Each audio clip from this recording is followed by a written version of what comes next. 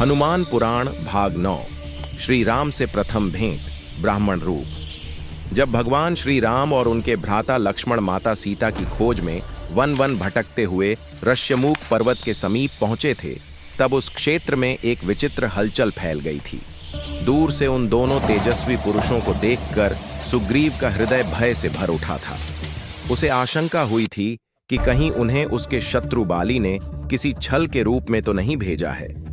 सुग्रीव ने तुरंत अपने सबसे विश्वासपात्र मंत्री और रक्षक हनुमान जी को बुलाया था और उनसे आग्रह किया था कि वे सत्य का पता लगाएं। गुरु का वचन और मित्र का विश्वास दोनों का भार उठाए हनुमान जी बिना किसी विलंब के आगे बढ़े थे। सावधानीवश उन्होंने एक ब्राह्मण का रूप धारण कर लिया था। शांत मुखमुद्रा, मधुर वाणी और विद्वान सा आचरण लिए वे श्री राम और लक्ष्मण के समीप पहुंचे थे। उन्होंने अत्यंत विनय पूर्वक दोनों का परिचय पूछा और उनके आगमन का कारण जानना चाहा था। पर जैसे ही श्री राम ने उत्तर देना आरंभ किया, वैसे ही हनुमान जी का हृदय कांप उठा था।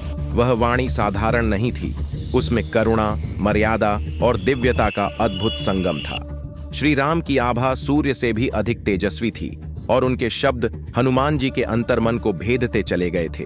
उसी क्षण हनुमान जी समझ गए थे, ये कोई साधारण वनवासी नहीं, बल्कि उनके आराध्य भगवान विष्णु के अवतार स्वयं श्री राम थे।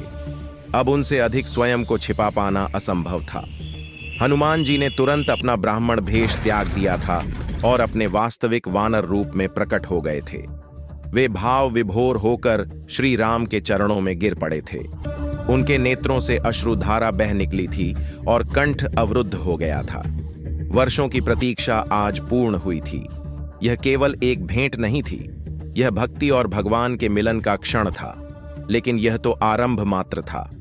अब प्रश्न यह था, हनुमान जी श्री राम को सुग्रीव से कैसे मिलवाएंगे और इस मिलन से कौन सा महायुद्ध जन्म लेने वाला था? क्या यही वह क्षण था जब राम कथा ने अपनी गति पकड़ी थी?